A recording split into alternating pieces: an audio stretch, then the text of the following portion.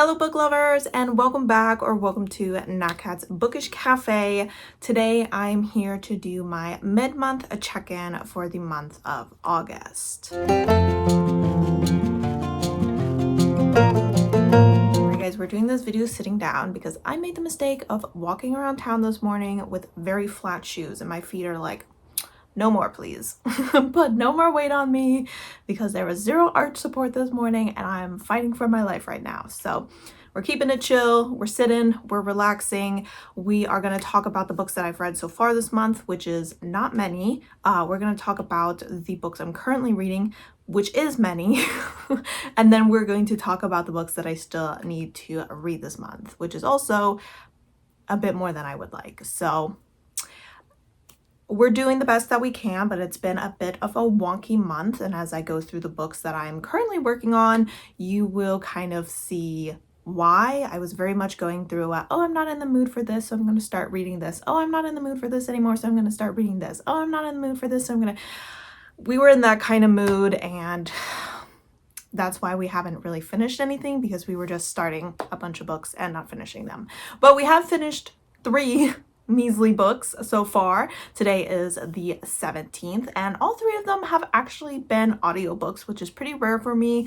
I have not been doing very good with audiobooks lately, but right now I'm actually doing pretty well with them. So the 3 books I'm going to be talking about are 3 audiobooks I finished, and then we'll go ahead and jump into my currently reading pile. So to start us off, I finished The Good Girl's Guide to Murder by Holly Jackson, and this was actually a reread for me. I was reading it for the Book Stara read along, and we had a live show and everything for it, so I believe I finished that on maybe the 1st of the month, and I ended up giving it 5 stars, which is more than I originally rated it, but this was my first time experiencing the audiobook and I just had a fun time with it. So this is the first book of, I believe, a trilogy. We are following a young woman who is doing a sort of senior project, and she has decided to look into the murder of a young woman. I believe it happened, I mean, what was it, like 5 years ago or something? And a young man, her boyfriend, had committed suicide and sent a note saying that he committed her murder, but her body was never found. And so our main character suspects that he wasn't actually the murderer, and so she wants to look into it a little bit more. And unrealistically, the school approves this project. It would probably like never happen in the real world. This is kind of a story where you need to suspend your disbelief a little bit, but you probably have to do that with most young adult mystery novels. I decided to rate this 5 stars. I understand that there's flaws in this story, and I know that there were some things that happened that people definitely didn't like just based off of the live show, but I just had a lot of fun with the story. This was kind of a no thoughts, head empty story for me, especially since it was a reread. I wasn't constantly trying to guess like where the story was going because I already knew. So I felt like it was a really great vibe, and I had fun with the characters. I thought it made me laugh sometimes, and it just kept me thoroughly entertained. I thought that the pacing was relatively well done. So definitely glad that I reread this book. I think the first time when I read the physical book, I only gave it 4 stars, which is still a solid read, but the audiobook experience being a full cast definitely took it to the next level, and I had originally never continued on to the 2nd and 3rd book, so I'm looking forward to reading those for the first time and seeing how I enjoyed them. The next book I finished was a book I actually started last month, but then I lost my hold on the audiobook and I finally got it back, and that's Shanae Lende by Darcy Little Badger. And this is a young adult middle grade story. I would say it's probably more young adult than middle grade because I think that our character is a little bit older, kind of like older high school age, and I ended up giving this story 3.5 stars. I have to admit, the A Lots of Ways series isn't my favorite by Darcy Little Badger. I just don't connect to the characters or the stories as much as I did with the author's A Snake Falls to Earth story, which I absolutely adored. This story, I thought that it struggled with its pacing a little bit. It is a prequel to A Lots of Way, and we are following A Lots of Way's grandmother as she journeys to the not really underworld, but like afterlife, because she is searching for her mother and a young boy as well.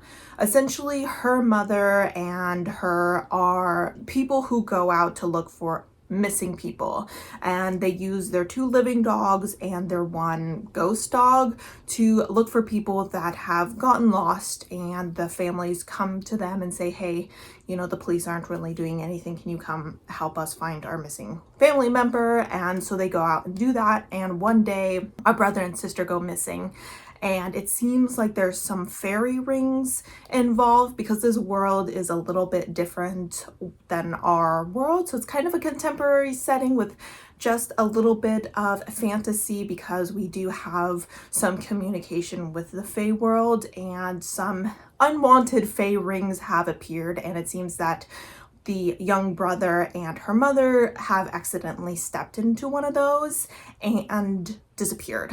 And the problem is that these Fae rings seem to go to a place that you're thinking of. So this young brother was unfortunately thinking about his parents who had passed away, and so that's why they head into the afterlife to go and find him. And I thought that the time spent in the afterworld was really intriguing, but it was a very small part of the story, and a big part of the story was kind of learning a little bit about their business, learning a little bit about their life, and some past traumas that have occurred, floods that they've had to face, grief that they've had to face, and even talking a little bit about the advantage that wealthier white people have taken of indigenous peoples, especially indigenous people that are facing environmental trauma and things like that. So those were interesting topics, but at the same time, they felt like they were just being kind of thrown in there. It didn't feel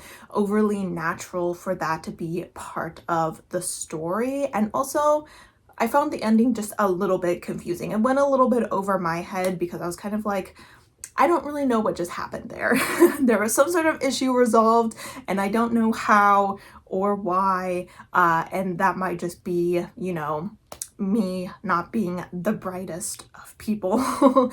But overall, I thought it was a decent story. I did like the characters. I liked the natural queerness that was in there. I really enjoyed our main character and her protectiveness, not just of her mother who went missing, but also of her younger brother who she was kind of now in charge of now that their mother has disappeared. And so there was definitely good parts of the story, but I think it did struggle a little bit with pacing and a little bit of plot points that were just lacking stronger connections. The final book that I've finished so far was also an audiobook, but I own the physical book, and this was also a reread and also a book that I started last month but then lost my hold on, and then was able to read or listen to the last few hours of this month, and that is going to be A Wolf Song by TJ Klune. This is the first book in the Green Creek series. It is a paranormal romance series. Each book is a continuation of an overarching plot, but we follow different characters and their individual romances in each of the 4 books. In this book, we meet Ox and we meet the Bennett pack.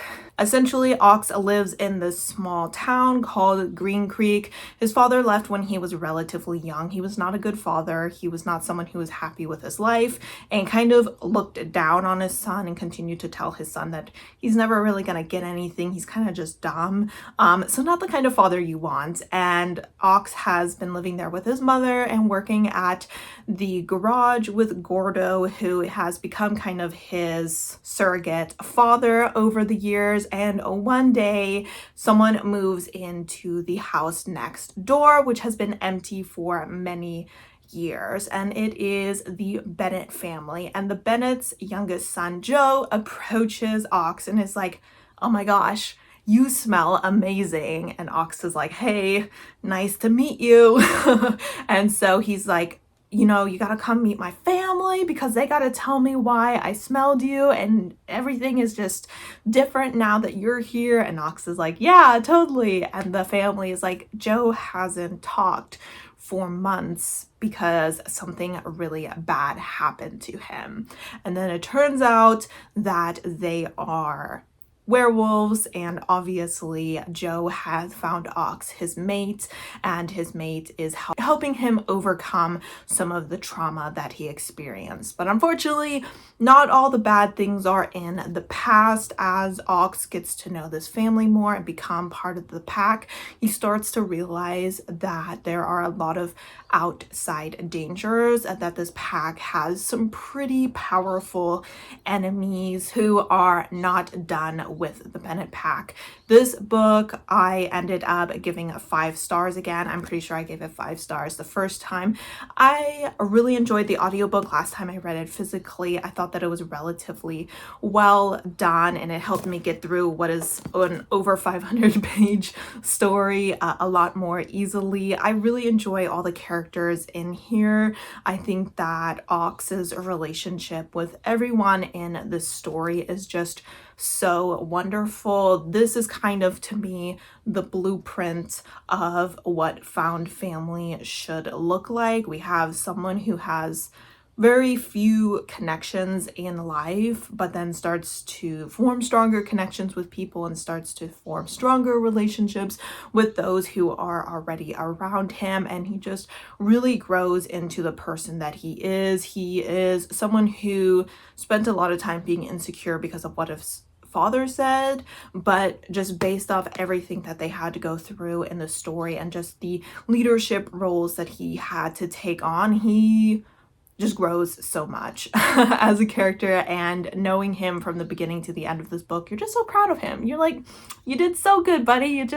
You really pulled through, you know? So I really love all the characters in here. I'm looking forward to continuing the series. It deals a lot with grief. Our characters lose a lot in this story, and they'll continue to lose a lot throughout the series. So if you're someone who enjoys reading about grief, you definitely see different ways of handling grief. You know, everyone is an individual when it comes to their trauma. So that is really displayed well in this story. And it's just really about finding your place and fighting for what you think is right. So really enjoyed this series, had a lot of fun with it. I think it's a really good combination of just really cozy moments, of really sweet moments, a few sexy moments. There's a lot of sad moments as well as some intense moments.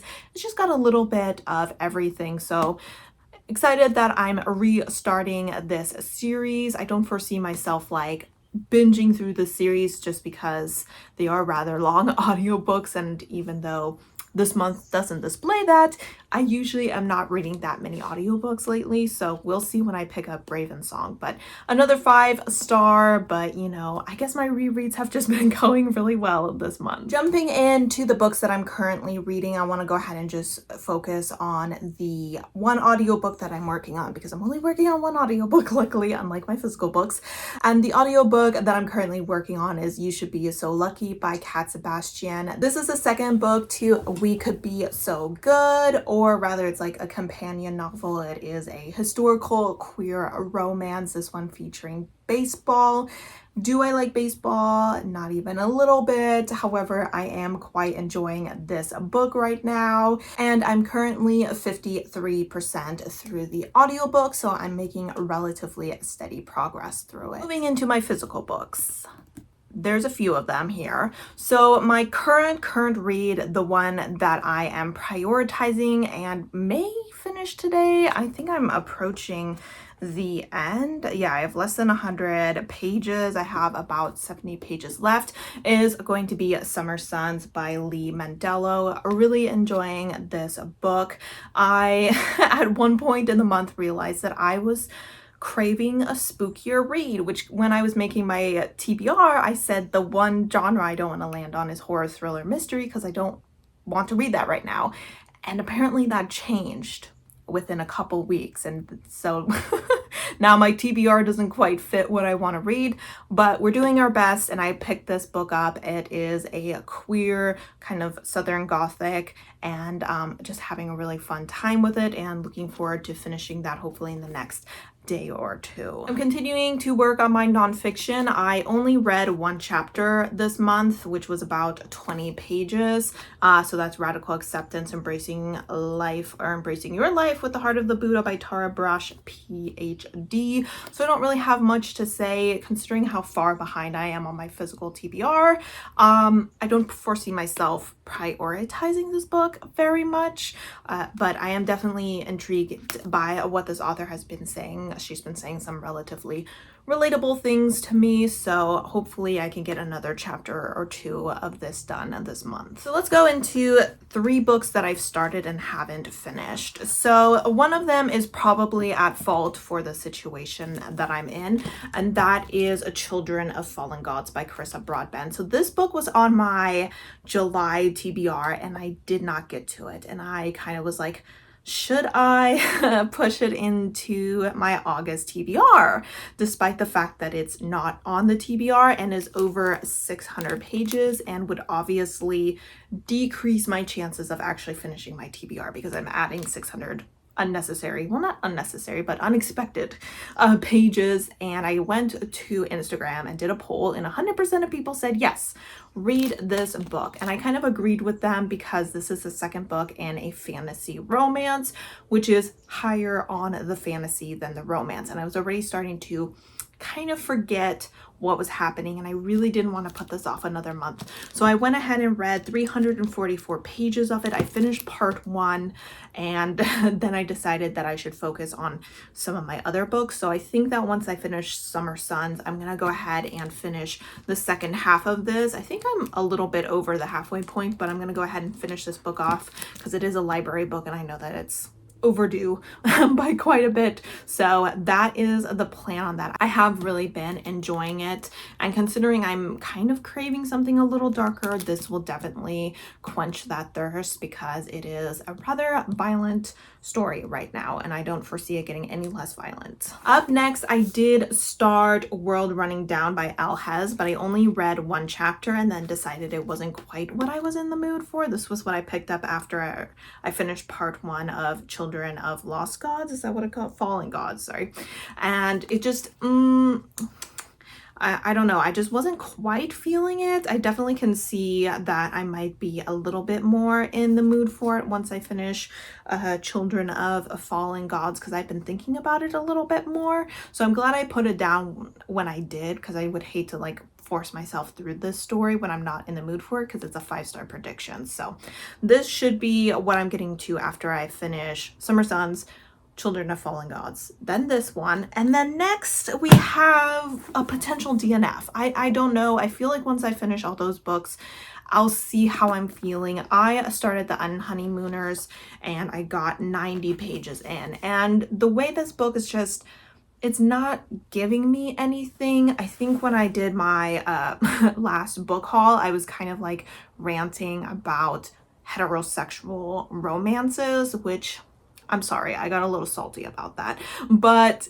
this is the book that was on my mind when I was ranting about that. It's just, I need romances that give me a little something more. There needs to be some sort of trauma that they're overcoming. There needs to be some sort of grief. There needs to be some sort of drama outside of the relationship. It just can't be two people that hate each other because of miscommunication and there's just literally nothing else. And we're 90 pages in and they are just now getting to the resort, and I'm not sure if I want to return to this store because I think I would be perfectly happy not returning to it. So we will see how I'm feeling. For now, I'm gonna leave it, but if I finish those 3 books and I go to pick this book up and I'm like, do I have to? Then I might DNF it because it's really just, it's giving nothing. So I hate to say it, I need my characters to be going through a little something. I need more than just romance. If I want just romance, I'm gonna pick up an erotica, not some book that has fade to black scenes and just two people interacting with each other. No offense, it's kind of boring for me. So we will see, but this is a potential DNF, but it's just gonna sit on the pile and we'll see how we're feeling when we get to it. All right, and to wrap up this video, let's talk about the books that I still need to read. Audiobook wise, I don't really have any books that I have to read. I do have a couple that are lined up. Do I remember the name of them? No, and I'm on my phone, so I can't check anyway. But if I get to them, you'll see them at my end of month wrap up. As far as physical books, we still have all these books here, including my challenge book. And considering I still have 3 books, potentially 4 books to finish before I even get to any of these, things are not looking good. If I was going into the second half of the month with all those books finished and just these books, I might be like, yeah, we can do it. But that's not the case. That's not the case at all. We're very much behind, and I'm not sure which ones I want to prioritize. I think we might take a look at what we're dealing with once I finish those books. If I finish those books and I say, do I have a chance in hell of finishing my TBR, then I might go for it. If I say it's a lost cause and there's no sense in even trying, I'll prioritize my challenge book. So we will see. We have a comic. I'm definitely gonna read this because this will take like 30-40 minutes for me to read. Then we go ahead and have Desperate Measures by Katie Roberts. Was really looking forward to reading my first Katie Roberts. We'll see if it still happens.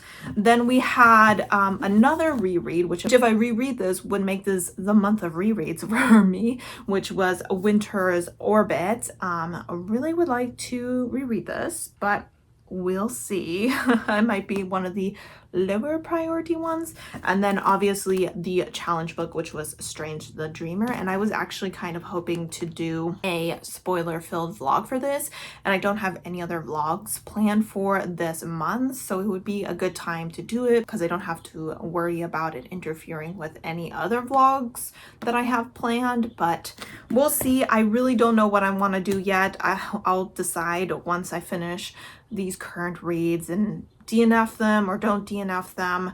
We're just in a little bit of a messy place. My aunt just left literally before I started filming this video, so I've had a family member here the last few days, which has taken some time away from reading, which is fine because I like to spend time with my family. But it also means that, you know, now we're kind of like, we're a little behind schedule, but reading is supposed to be relaxing, so let's relax, you know. It doesn't matter if we don't finish our TBR. We didn't finish it last month and the world didn't end, so we'll be fine. But yes, those are all the books that I've read, am currently reading, and still need to read. I would love to know how your guys' month is going. Are you doing better on your TBR? Are you just mood reading? Because apparently that's kind of what my brain wants to be doing right now. And as always, guys, thank you so much for supporting my channel by watching my videos, and I hope to see you next time. Bye!